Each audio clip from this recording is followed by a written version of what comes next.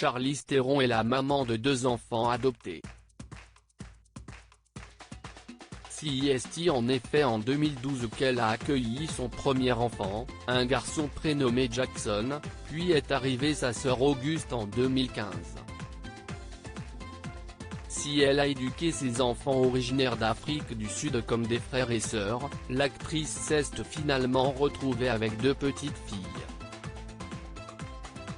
En effet, à l'âge de 3 ans Jackson lui a confié ce qu'il se sentait être une fille. Une prise de position que Charlize Theron a de suite acceptée. Je pensais que c'était aussi un garçon jusqu'à ce qu'elle me regarde, alors qu'elle avait 3 ans, et me dise « Je ne suis pas un garçon », avait-elle d'abord confié dans les colonnes du Daily Mail. Pour soutenir son enfant Jackson dans sa démarche transgenrée, Charlize Theron a simplement fait preuve de compréhension et l'a laissé la liberté de faire ses propres choix.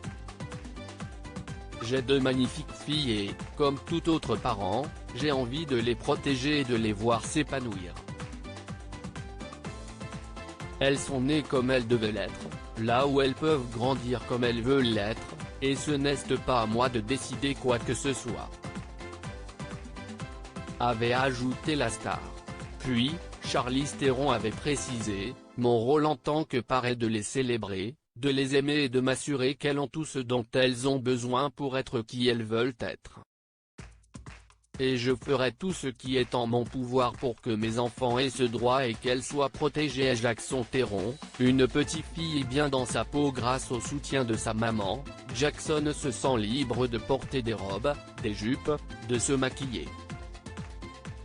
Bref, de tout faire comme sa petite sœur Auguste.